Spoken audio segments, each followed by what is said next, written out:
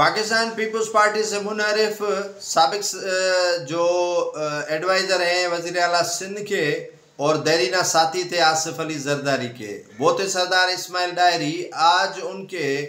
मुकद्दर का फैसला third additional session जज की अदालत की जानिब से आ जाएगा। उनके मुकदमात ओपन ट्रायल किया जाएगा या जेल में उनका ट्रायल होगा, इस पर कल फैसला महफूज किया गया था। आज वो फैसला सुनाया जाएगा, लेकिन इससे कबल सरदार इस्माइल डायरी पर और उनके साथियों पर, उनके भाई पर, उनके रुफ़का पर 7 मुकदमात बनाए गए थे। नवाबशाह डिस्ट्रिक्ट में उन पर 6 से ज़ायद मुकदमात, जबकि हैदराबाद में एक मुकदमा चर्स रखने का और नाजायज़ असला रखने का दर्ज किया गया था।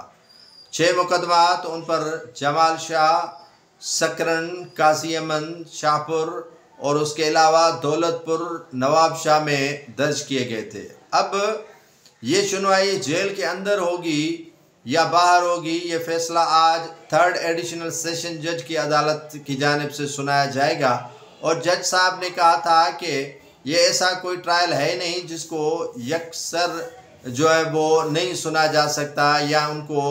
जमा करके नहीं सुना जा सकता, क्योंकि मुकदमे जितने भी दर्ज हुए हैं वो एक ही फ़र्द पर और उनके रुफ़का पर दर्ज किए गए हैं, तो इनकी अलग अलग समाअत कैसे।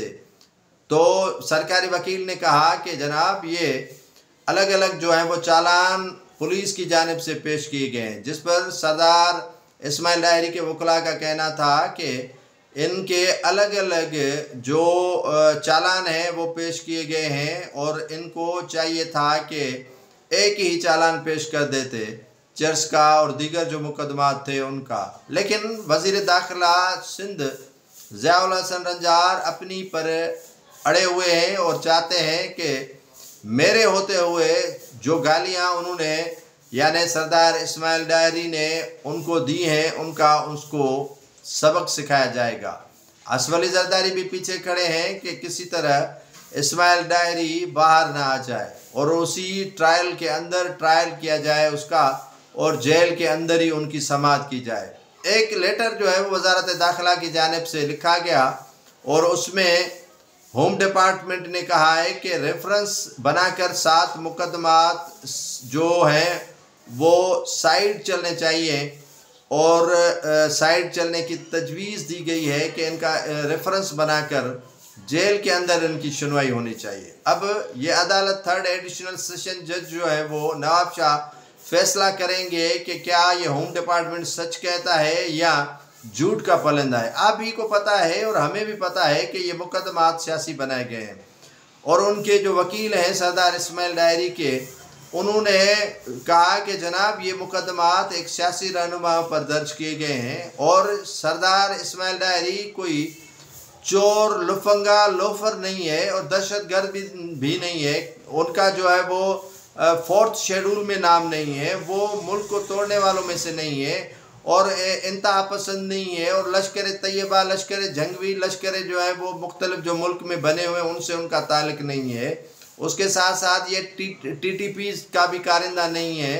तो इनके ऊपर जो है वो मुकदमात जेल में क्यों ट्रायल हो रहा है इनका, और ट्रायल वहाँ पर चलाने की जो तजवीज़ दी है होम डिपार्टमेंट ने वो बदनीयती पर मबनी है, जिस पर जो है वो अदालत ने फैसला महफूज कर लिया है और आज ही उसका फैसला सुनाया जाएगा। या आर होंगे सरदार इस्माइल डायरी या पार होंगे सरदार इस्माइल डायरी और उनके रुफ़का। उनकी बहन हमीदा डायरी ने लाड़काना और सक्खर के जेल सुप्रिटेंडेंट के खिलाफ पटिशन दायर की है और कहा है कि उनके भाई के वकालतनामे पर दस्तखत नहीं करवाए दिए जा रहे हैं और उनको मुलाकात करने के लिए भी वहाँ पर जो है वो जाने की इजाज़त नहीं है। तो ये मामला इंतहाई गंभीर होता जा रहा है। जिस तरह इमरान खान के लिए अडयाला जेल में सख्तियाँ हैं, इसी तरह जो है वो सरदार इस्माइल डायरी के खिलाफ भी उसी तसलसल का जो है वो सिलसिला जारी रखा हुआ है और ये उसी का तसलसल है। जिस तरह इमरान खान के साथ जो है वो बर्ताव हो रहा है, उसी तरह जो है वो सरदार इस्माइल डायरी के खिलाफ भी उसी का जो है वो सिलसिला शुरू किया गया है और सरदार इस्माइल डायरी से न किसी को मिलने दिया जा रहा है और न ही उसके वकालतनामे पर दस्तखत करवाई जा रही है, क्योंकि इमरान खान तो बासर सियासतदान है और उनकी मुलाकात वकला से हो सकती है, लेकिन सरदार इस्माइल डायरी वो भी सिंध में अपने जो है वो वकील भी नहीं कर सकते और अपने मुकदमात का दिफा भी नहीं कर सकते।